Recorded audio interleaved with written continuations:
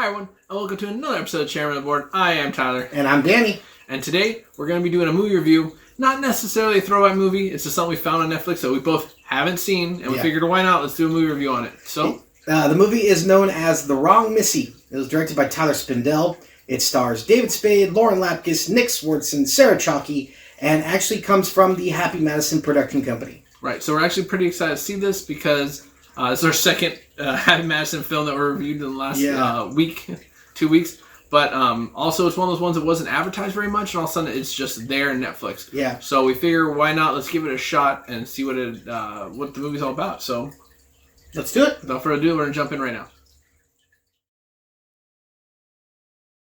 All right, and we are back. So right off the gate, first thing I'm gonna say is that I was pleasantly surprised. I did not expect a lot of it coming into this movie because it's one of those, direct to stream now movies. And so it was kind of, it wouldn't go through a movie theater necessarily. And, it would just kind of show up on the wall, on the racks at the Walmart or wherever you buy your DVDs. Yeah. But because of, Netflix, we stumbled upon it, and I actually enjoyed it. It wasn't half bad. I'm going to have to agree with Tyler. I definitely went in with zero expectations for the movie. I was a little nervous just because I know the types of movies that Happy Madison can produce from time to time. But this one was genuinely funny. Man, what you talking about? Every movie they make is gold. Adam, hire me. Hire me too. You need somebody to tell it to you straight. Yeah. Anyway, it's a simple movie plot though. Guy has trouble dating women, meets who he thinks is the love of his life in an airport. They go their separate ways. They perfectly sync up. Yeah. He tries to text her. He texts the wrong girl. It ends up being the girl who he has a disastrous blind date with at the beginning of the film. Yep, they opened up with this crazy blind date. Shout out to Roman Reigns. Yes. Making a cameo. The head of the table. Yep, that was pretty cool. But he thinks he's going on a romantic getaway with his dream girl. Turns out to be the disaster girl. But through hijinks and whatnot, he ends up falling for disaster girl.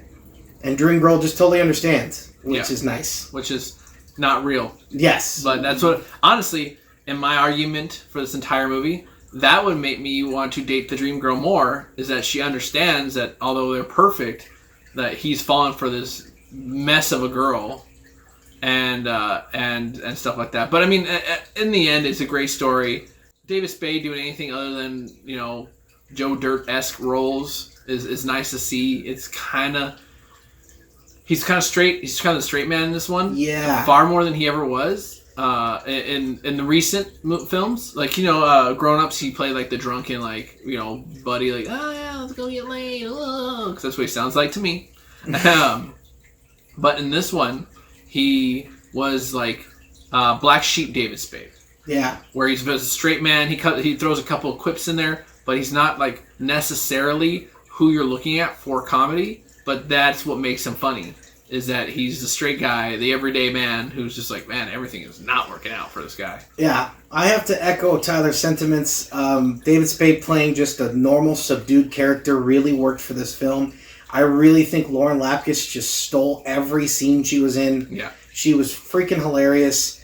I loved her performance. I also loved seeing Adam Sandler's wife, who's always got bit parts, getting a more substantial role. Yeah, I mean, we just saw her in Little Nicky, and she had a couple lines. But in this one, she is the antagonist. Yeah. In a way. She's the one who's bidding for the job that David Spade is also bidding for. And they have like this little hate relationship going on, this love-hate relationship. And so it's kind of cool to see her actually getting some lines, getting to, speak more than just a total of 1 minute of film time, Yeah. But it's not safe for kids. I would not watch this with the kiddos. Definitely put them to bed. A lot of adult jokes. Lots of adult jokes. Lots of swear words and whatnot. There's some threesome action. Girl, the good kind too. Yeah. I'm just kidding. But it goes on. It's a fun story. It's very enjoyable. I would say it's great to see, like I said, a Happy Madison film that wasn't advertised and actually lives up to being pretty good. And it didn't feature Adam Sandler, which is not a knock to him, but I've noticed that films that don't feature him usually bomb. So it's great to see one do well. Yeah. It was also good not to see Happy Madison go over the top. Right. Like Ridiculous Six, which is something I still haven't seen yet, but I haven't seen it yet. I've heard that it can. We should do that one. It's a little over the top and things like that. But this being as subdued as it was, it really worked for the film. I'm definitely going to 6.5 out of 10. Because this movie honestly does have rewatchability, and I think because the reason for that is because of how ridiculous some of the jokes are, that you kind of want to go back and see them again. Yeah, a lot of things fly at you once. So I can reiterate what Danny's saying is that there's a lot of jokes flying, and sometimes you're like, I didn't catch all those. I was too focused on the shock from the first one. But that being said, Lola, you haven't budged this whole movie. What do you think? 7. Yeah. She gave it a 7, dude. Totally heard her say it. I don't trust her. I don't trust her judgments. No, this literally my life. She doesn't move. I'm actually going to give the exact same score, Danny. Wow, okay. 6.5 across the board, except for Lola, who's raising it to 7. Way to raise the average now. Yeah, jerk. Yeah, no. It was a great movie. It was fun to watch, actually quite entertaining, and like literally at the end of it, I was surprised, and like right after we watched it, I leaned over because Samantha watched it with us, although she's not here for the video. Mm-hmm.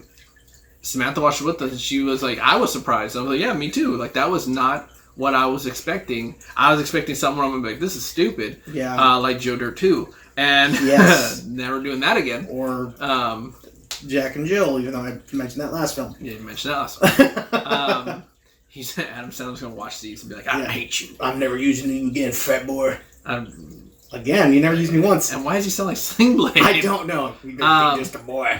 It's a good movie. It was a good movie. Like I said, 6.5 because it wasn't like, oh my god, this is amazing. But Danny's right. There's rewatchability, which is a major factor, especially in today. Yes. Especially right now because, you don't want to be like Netflix or, Comedy Central has the same 4 shows that are replaying over and over and over and over again and stuff like that. You want something you can rewatch over and again, maybe like in a week or two and be like, oh, that was funny, or a month or whatever, or you can come back to it in a few years. And I think that movie did a really good job. Mm-hmm. That being said, 6.5 once again, awesome. Anything else you want to say? No, 6.5. I'm standing by it.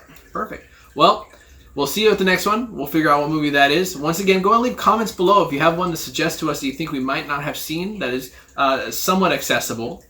We actually had someone reach out to us recently to do our top 5 Adam Sandler films, so we will probably be discussing that soon. Mm-hmm. Danny, anything?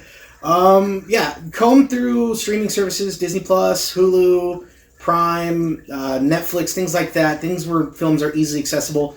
And if there's something you haven't seen, let us know. Something you think you've seen, we think we should, please let us know. And yeah, that's it. And I think this movie is just a testament to what we're saying. It was like, don't judge a book by its cover. Check out some of these like lower budget films, or maybe a film that you weren't like quite on board with. Yeah. But there's a hint of interest because, like you said, this is not a new favorite, but this is definitely something I'm going to come back and watch again. Absolutely. And it just you start to appreciate everything that people do to make these happen. Mm-hmm. So that being said, I am Tyler, and I'm Danny, and this is the Chairman of the Board. We'll see you in the next video. And stay bored out there. Bye.